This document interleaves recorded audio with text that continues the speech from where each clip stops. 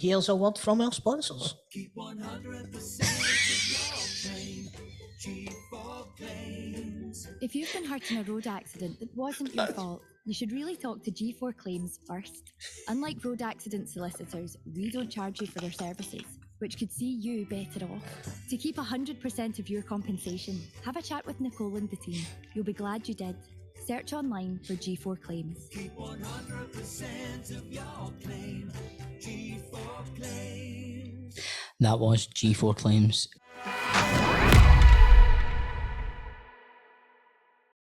Right, it's up to me to do the intro for the guest this week. And he's no stranger to the show, boys. Not only did he play for Dundee United, not only did he play for MK Johnson, he played for the mighty, mighty Bairns. He was bottom of the quiz leaderboard. He got back at Christmas time with 4 points. Please welcome David McCracken, everyone. Hey. Great to have you back, Cracks. Great to have you back. So, Cracks, we'll just go straight to the quiz, mate, right? So, Right, first things first, mate. Pressure. I want to know this, and I want the honest truth for you. What the fuck happened at Falkirk? Aye. Well, if I was to go into it and give you some detail, then I'd probably get into trouble with it. But that's all right, mate. Honestly, both of us were gutted the way it ended up. You know what I mean? We were doing all right, still top of the league, and the last two results and the performances. You know what I mean? Hold your hands up and say the performances were terrible as well. But still, there was still games there to get us up. And that was probably the worst bit, and just not having that trust in us to finish the job off. So it's football, it's cutthroat, and we know that, you know what I mean, and seen it in other positions as well, you know what I mean, where boys are getting promotion and still getting smashed out the job. So that is what it is, and it's one thing that you're guaranteed with management is to get us out. So did you lose the dressing room? Did I lose it? I don't know. Did you lose the dressing room? No. Did you? You didn't have a dressing room, it was COVID. Well, we didn't. We honestly don't think so, no, because a lot of conversations we had after we left, we found that boys were, there was a lot of other stuff going on that we didn't know about that was possibly affecting what we were trying to do. So that's probably as far as I can go into it. But it's disappointing. I absolutely loved it. Loved the job. You need us to go and pay a visit down at Brockville. It's all right. I'm going down there at night times and that. Cracks, Toal's on his second pint now, man. He could head down the noon. Ready to go. Aye, smash shit up down there, mate. I'll take that gazebo down there, brother. What about Big Lee? How's he getting on?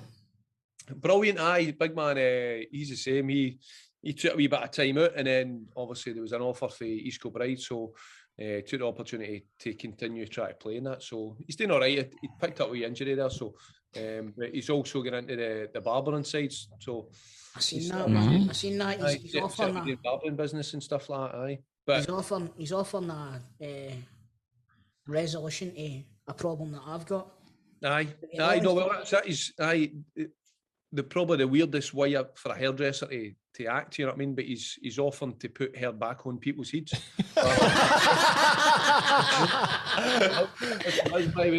It's outstanding as well. He showed me first hand what it's like, and told honestly, you need to get yourself in there. Does it like a park? Aye, honestly, it's different. You know what? I'm honestly considering. I'm loving how before we start this interview we did mention it, and Toal's like, nah, man, but no, he's like, does it look for folk that don't know, it is basically it's a hair replacement. He glues the hair to the heat, doesn't he? Aye. But it looks tremendous. It looks like John's hair, which is real. Is it like Maury and Goodfellas, but man? No, it's jump in the pool, fuck it, tested against hurricane winds. I just love I love the fact that, usually the way to go for footballers, after their career was, pub or a taxi driver. Cracks, you're now an estate agent. Lee's opening a barber's now as well. I love that. Aye, so, for Lee's point of view, through lockdown and all that kind of stuff, he's got 4 boys, cutting all the boys' hairs and that, and quite enjoyed it. So that's where he went down that route. Myself, again, something different. After the Falkirk job, I put in for a couple of jobs, get interviews, never get the job, and then I thought to myself, right, what's happening here? I can't continue to keep doing this. So what else is there going to be? And over the past kind of 10, 12 years, I've always had a second job. I've always had something alongside football. But you know, I want to get in the position where it's probably going to flip itself, where the property side of it will be my main source of income and something that I'm going to kind of build in the next 20, 30 years. And once the opportunity comes back up with football, then I'll get back into it. But, you know, it's not going to be the main priority, so to speak. It's not going to be a reliance on having a football job. So, so it's, you know, it started really good. Had loads of interest, you know, sold a few properties and, you know, different ways of working it as well. So it's brilliant. It's something different away from football as well. So something it's really a seller's market just now as well, isn't it? So it's a perfect guy, man. Seller's market. This home's under the hammer we're on here. All right, sorry for showing an interest in your fucking job. Have you saw that Sailing Sunset? That's what it reminds me on Netflix. Sailing, never said that, no? Aye, that's madness. Aye.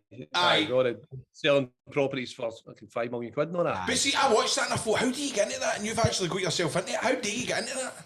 Aye, so well, it actually came about through the PFA. So Gary Wales, that used to play with Hearts, striker. Yeah. So once he retired, he got into property probably best part of 10 years ago, and he's done a bit of surveying and whatever, but he now works in it as an associate, similar to what I'm now as well, with a company, Keller Williams, who's an American real estate company. They're predominantly a training company, but they've got a massive real estate side to it as well. So he done a quick kind of podcast type with some of the PFA members, just explaining what he does.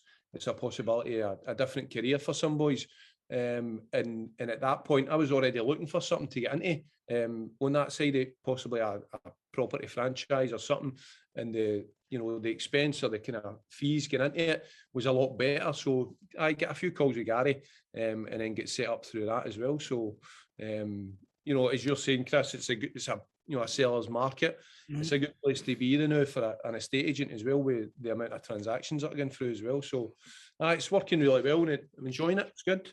Brilliant, mate. You were saying before that there, Cracks, we're talking about, like, before you get into the property game, you put a few applications in for various jobs, as obviously as a manager. Are you doing it just yourself, or are you and Lee going to get the band back together again? He's going to go in together again? What do you think? You guys go yourself if you go into it? Again, we spoke about this, and it's different circumstances as well. You know, for instance, he's still playing, so it would need to be him coming away for that, or it would depend on the job as well. You know, what are they looking for? He's one of the ones I actually went for. You know, there was mention of that. Tell me this one, did you go for the Dunfermline job? No. Oh, well done, Cracks, well done. Good man. Purely because I knew, like, somebody else was getting it, so there was no point going for it. Don't say that, Cracks. You didn't go for it because you're a Falkirk man through and through, that's why. I've asked this before to like managers, but I always think it's interesting. Do you know what I've always wanted to ask? How do you apply? What I've always wanted to know is, like, what do you do? Do you just find out the chairman's address or something like that, and then send? Do you write up a letter? Do you get a missus to double check it? Job, aye. What do you do? No, so there's obviously different ways. You know, you need to try and get in touch with somebody at the club that's dealing it, whether it be the chief exec, the chairman. It always helps to know somebody that can get you, can I pass on a word for you, so to speak. So people talk about it's no what you know, it's who you know in football and all that kind of stuff. And I think in any business, that definitely helps. You know what I mean? If you can be passed on through somebody else, as a recommendation, then it helps your gig straight away. So, so try to get that, and then once you get to the interview process, then it's up to yourself. It's up to you to kind of charm them, showcase what you're doing. Charm them. Obviously, I need to work on. So, Did you go for interviews as well, or was it just straight KBs through the phone or through letter? Or I got one interview with a club. And then they went. Go and tell us. But let me ask you: is it nerve-wracking? Like, do you need to shake their hands before it? Is it like a proper job interview and all that? Like, my strengths are I'm good. I'm a good team player. I'm good at motivating. Is it all like that? Tell me, David, where do you see yourself in 5 years? It was different because it was like this. It was on Zoom, so you kind of gauge the emotion as well, and you kind of. Was it more or less professional than this? A wee bit more, aye. Just a wee bit. I know it's hard. Just a wee bit, probably. Aye, just a wee bit. But But it is. But see how like see when you're auditioning and doing self tapes rather than walking in. You want to walk in and give them the full show. How you doing? A bit of charm. 100%, man. See, doing it like a self tape, right? You're doing an interview on Zoom. It's not the same. You can't gauge it. 100%. You can't fully showcase what you're about. You can't show them your energy by sitting and you've got a headshot of somebody talking to you. It's not the same. 100%. No, because if my agent phones me and goes, right, get an audition, you're self-taping, you're like, oh, it's the worst. It's horrible. Need to make sure the Wayne's on the making noise in the background, get the missus to just like read the other parts and all that. And it's, a white horrible. Background. Oh, it's horrible. And having to act in front of your missus and all that, that's quite embarrassing, I know, isn't it, a wee bit? It's a bit awkward. Because they're just looking going, this is shite, this is shite. Why did you do that, John? You're putting on your best Marlon Brando, know what I mean? You need to get I done one on Monday night and see after about an hour I went, you think I'm shite, didn't you?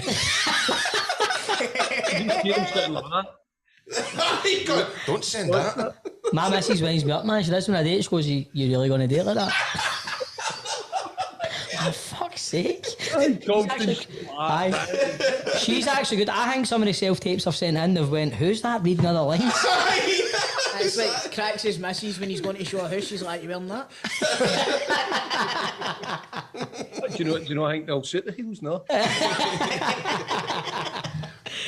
But cracks, right? Looking back on your career, you've played for a good few teams. You played under Ian McCall at United, right? You must have some stories about McCall. McCall, he was an absolute bomb scare. I thought, to be honest. I didn't massively get on with McCall, if I'm being honest. We nearly had a square go in Marbella once, you know. Aye. Tell us about that. Spill. Just he came in and it was very different for what it was before. But when things started to change, started to play a bit better, brought in a good number of players, we cares and all that, and a lot of boys for Falkirk as well. And we done well. And I think it was the year we got in the top 6. The club took us away for a trip. Kind of golfing trip, and it was one of the ones that I'm saying we were nearly square going. Twos were absolutely buckled, you know what I mean, in Marbella and I don't know where it came from, but he started trying to give me a bit, so then I was like, let's go then, you know what I mean? Big Chizzy, he was one of the ones, having to calm things down, and then that was it. Kind of handbags, you know what I mean? Handbags and fun.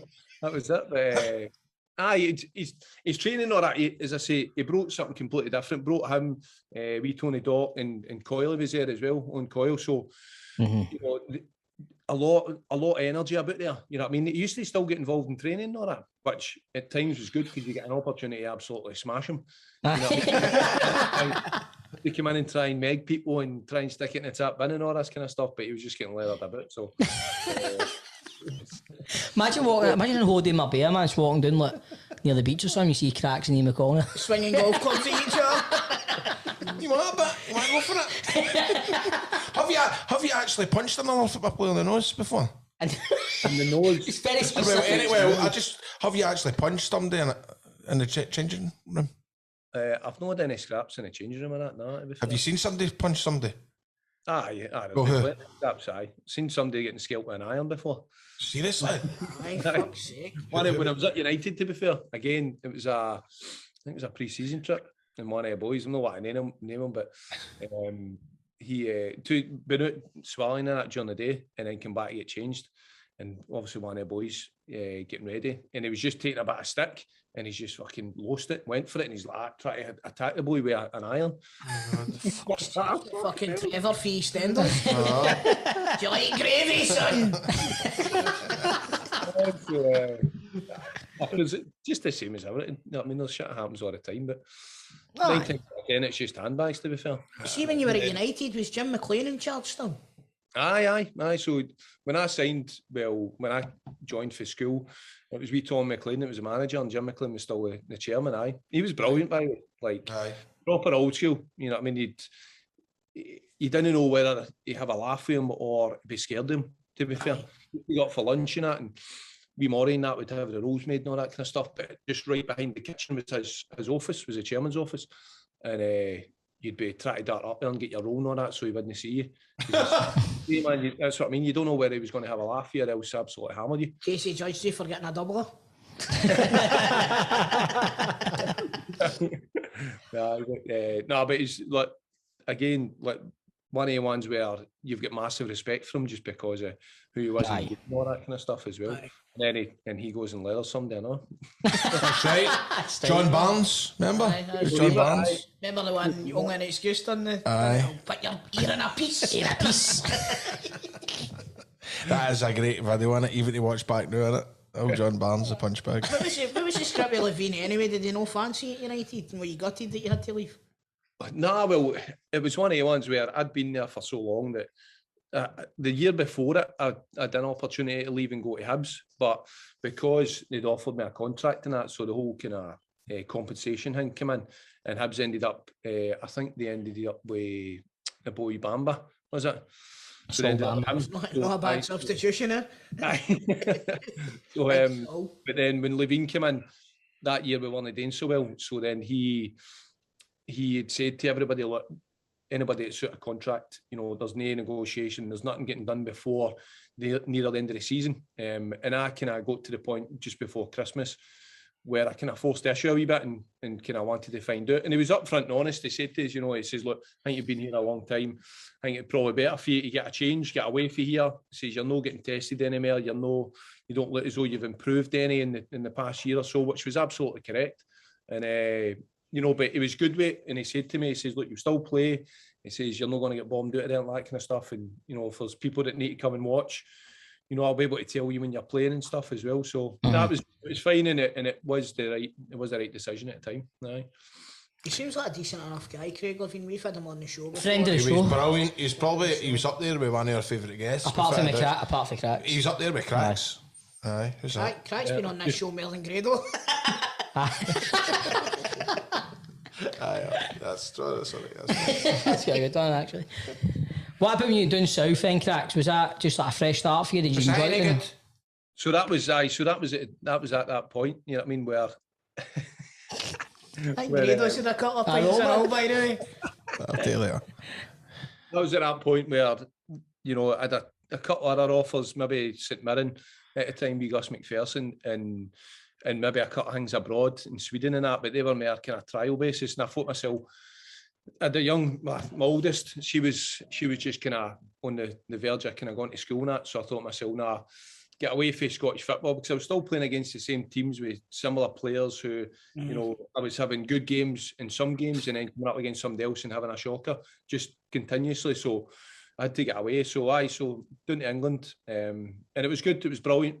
A lot of questions at the time why I moved for, the kind of Premier League of Scotland down to League Two in England. Very standard, wasn't it? Very different. It wasn't. No, and that was my kind of biggest thing. Football doesn't really change much, you know what I mean? And throughout the league, you had teams that were trying to pop it, try to play it for the back and play right. And, then the majority of teams who had a big striker up front with a small one off it, get it up to the big striker and then get runs off it and kind of flood the midfield and all that. So it didn't really change much. For me, it was more the physicality side of things, because even for the point of Dundee United going down to Wycombe Wanderers, the difference was unbelievable. Dundee United, we used to go to the stadium, get changed, and then going, you'd go to the training ground or a kind of training pitch. It might be a junior pitch. You need to go and set the goals up or that kind of stuff. The gym was basically a few 1945 weights that you had to put together in the back room for where the physios room was. You know what I mean? Whereas when down to Wycombe, they'd their own training facility. They'd about 3 or 4 grass pitches. Inside, they'd a massive gym with offices up the stair. You'd your own chef. You went in the morning, gave them your breakfast. You go to your lunch, or that kind of stuff. So there was, people were talking about, taking down the leagues and all that kind of stuff. No. Whereas the standard was actually so much better than what was happening at Dundee United. Did you play with Big Akin Fenwood in there? No, I played against him a number of times. I think he was at big boy. A big boy. Yeah, you're right about the physicality side of it then, aren't you? He's a big bit of a boy, isn't he? Did you get paid? Did you get paid more down in England? Where did you get your biggest wages down in England? Was it down in England? Aye, like big differences. Did you notice? Aye, well, even for moving for United down to Wycombe, my wage went up. You know what I mean? So even for that point of view, where you're going for what people perceive to be a bigger and better league, I stepped in, but this, deny, but the financial side, it went up. Aye. So it's not a step down at all. I can imagine folks saying that up here. I'm surprised there was folk that reacted like that too. I think some people up here would be, like a team like United, people up here are blinker thinking like the Premier League up here is like the creme de la creme, and you're going to somewhere like Wycombe, they would go, what? They wouldn't, do you know what I mean? I didn't even know we had a football team. Aye, mate, to be honest, I wouldn't, what you've said, the facilities down there, I wouldn't expect a team like Wycombe to have that. No, I know, You know what I mean? a lot wouldn't they? You know what I mean? Because again, just that perceivement of the size of club you're going to and where it is, and you know, a lot of people hadn't even heard it. But aye, that's the way it was, aye. Mate, you were voted in the League 2 Team of the Year when you were promoted with Wycombe. Mate, that must have felt good, that, but if you're going down there, going fresh start, and you're in the Team of the Year, do you know what I mean? Brilliant, aye. So the first year with Paul Lambert, so we done fairly well, got into the playoffs and then get put off Stockport. And then there was a few other issues going on, I think, with Lambert and the club, and he ended up leaving. And then Peter Taylor came in. Peter was brilliant, you know, very open, and he brought me into a lot, and because I was a club captain. But that year, you know, we became a team that were really hard to beat. I think we went the first part of the season, we were something like 19 games unbeaten or something like that. It was us in Liverpool, and then we ended up get beat. And then they get beat the game after. But the number of clean sheets we got that year as well, which was great. And I think that kind of, you know, moved forward into the kind of Team of the Year and all that kind of stuff as well. But it was brilliant. We obviously get promotion that year. The club took us away on a trip to Vegas and that, which was unbelievable. Wow. Aye. How hotel did you stay in? The Mirage. Oh, now you're talking. I heard that somewhere else sometimes. Here we go. That was brilliant, man. Right on cue, man. As soon as your arse hit the chair, man. I sit straight back in, no kissing, boys, no kissing. A trip to Vegas, that's all right, innit? Aye. That was a kind of because we get promoted and stuff like that. It was boy Steve Hayes, who was the kind of chief executive at the time. He paid a large percentage of it. So aye, brilliant, what a trip. Still talking about it with boys, aye. Yeah, I want to know, see Paul Lambert, was he like team talks and all that? Was he just like trying to be Martin O'Neill? I see. Do you know what? It's mad because a lot of people ask us, and I never seen it or I never noticed it until I was probably there about 3 or 4 months when somebody said to me, "Is he just like Martin O'Neill?" And I'm well, I've no idea. I don't know what Martin O'Neill's like, right? But yeah, it makes I've never worked with him. But then they were saying like, you know, just his actions and the way he talks and the way he moves and all that. So then I started to kind of notice this, and it does. Honestly, see, like, Martin O'Neill was just on the touchline, he'd be like, he fixes his sleeves and all that. Who was it that says that he was just slowly morphing into Martin O'Neill again? Who was it we had on? Was it Jackie McNamara? I think Jackie McNamara. It was Jackie McNamara. He says yes. He's just morphing into Martin O'Neill day by day. And once you like looked for it 100%, you know, kind of body movements and all that kind of stuff, and the way you used to speak and all that as well, it was mental. The only mannerisms I've ever done is that kind of pervy German manager that's still scratching his balls. Oh, Wacom Love, man. He went for the balls, didn't he, to the nose quite a lot during the arse. He went to the arse and everything. A wee cheeky sniff and all that after. That's why I'm raising him and being back here, man, in case I get caught doing something like that, man. Jadon's terrible for it, man. He scratches and sniffs all the time, don't you? Fucking nostrils are massive, man. Anyway, here, what about Wanyama? Smash your face up. Aye, brilliant, huh? Fucking hell. Aye. Honestly, that day, man, I didn't even know what happened at the time. All right, but it corner came in, and somebody's cleared it up in there. And I'm just concentrating on the ball, and I went like to try and put it back into the box. And as I went there, he's come up the way, bang, like smash. All I heard was it was like a massive screech through my ear. Oh and no! And then I had to get back up again. Next thing I knew, the physio was on, and he's looking at me, and I'm like, "It's all right. To be fair, I've just put a dent in my face." And he's like, "It's all right." He says, "Your eye's nearly hanging out." And I'm like, "What are you talking about?" So basically, what you're saying is it was your fault, aye?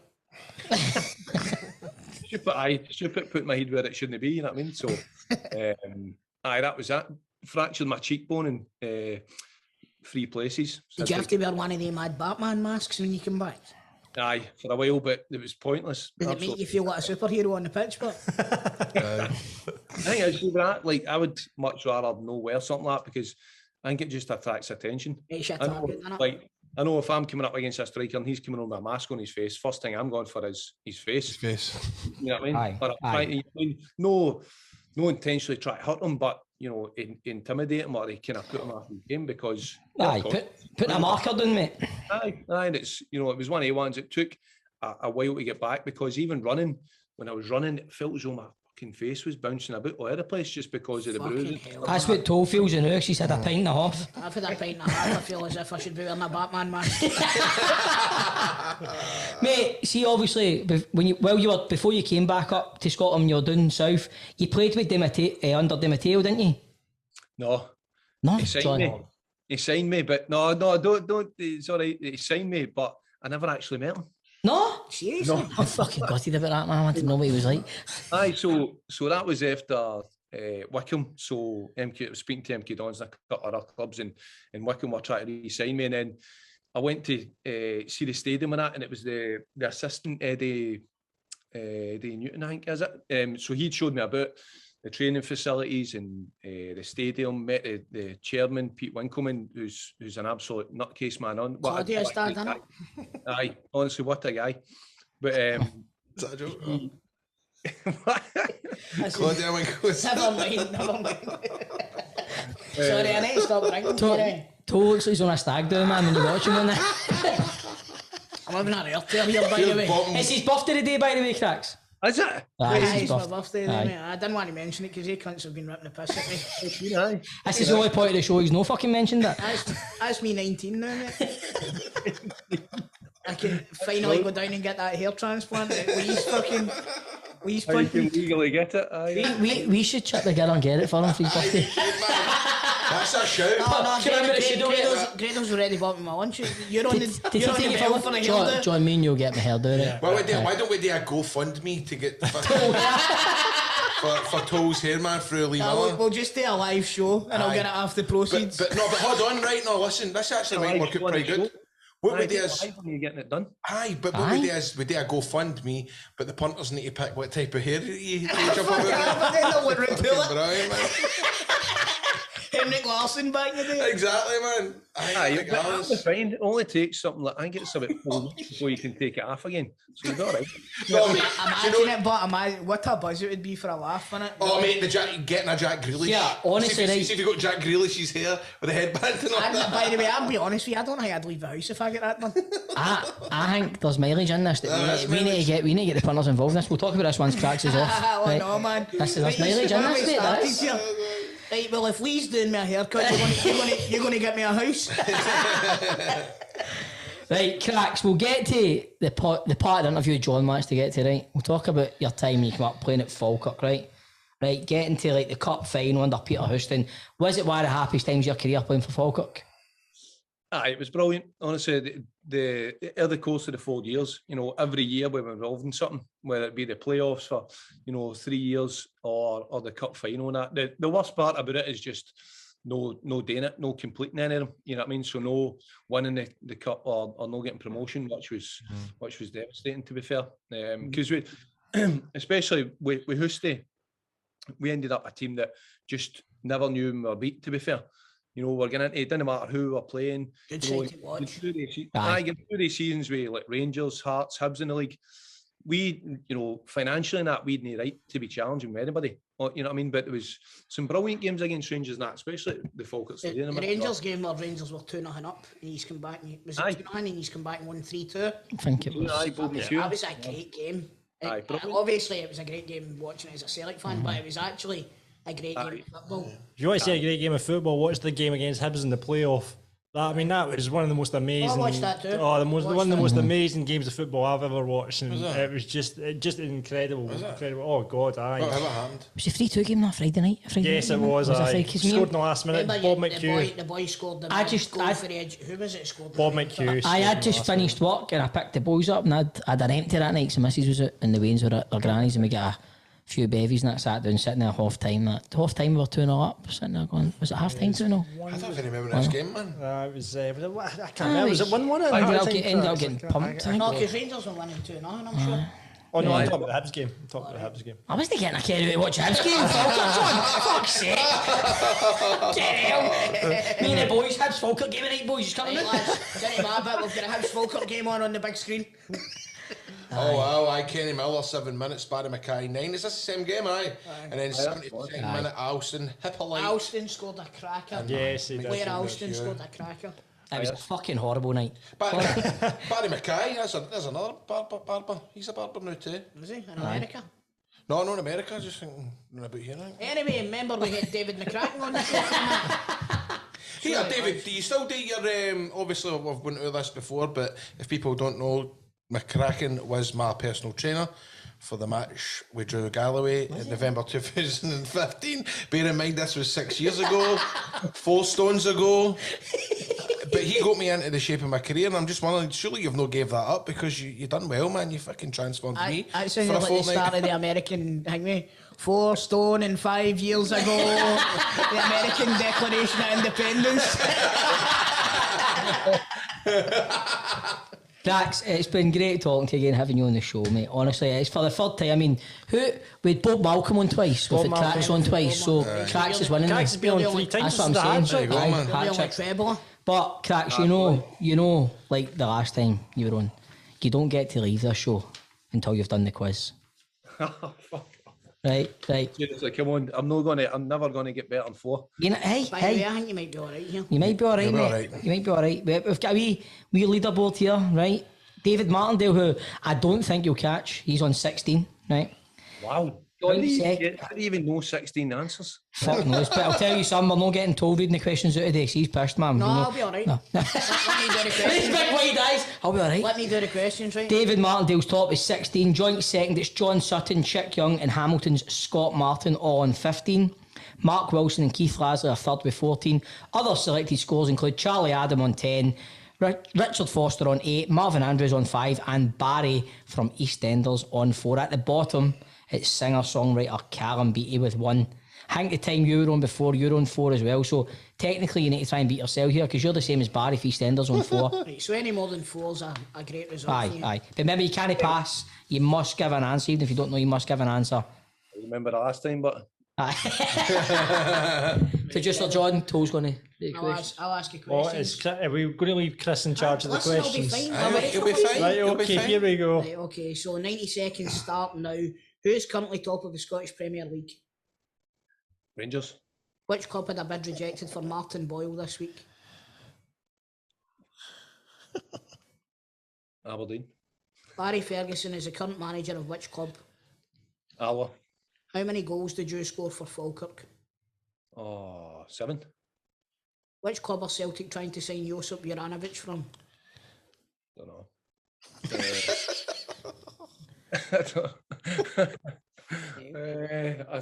I don't know. I Just heard say it this morning, and I can't. Just say a club, Leisure Warsaw. Leisure Warsaw. Warsaw, Leisure Warsaw. What was the Rangers B score against Gretna at the weekend? For fuck's sake. 2-1. Which Scottish team are famous for singing Love Is In The Air? Dundee United. In what season did you play for Bristol Rovers? Oh, 2011. Who are the current Europa League Cup holders? They beat Man United in the final. Chelsea. Name one of the Scotland men's team Name one of the Scotland men's team all-time top leading scorers. I don't understand the question. But Who's the top goal scorer of all time for Scotland?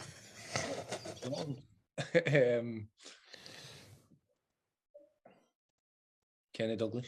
Which junior side play their games at Lockburn Park? Time. Well, he's asked the question. I've started, so I'll finish. Aye. Which junior side play their games at Lockburn Park in Maryhill? Maryhill Juniors.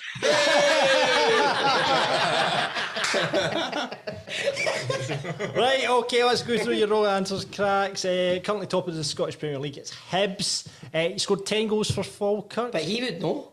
He was under. I double checked this. He's definitely underestimated. I remember Crack scoring a good few for us. 10 goals for Falkirk. Well done, David.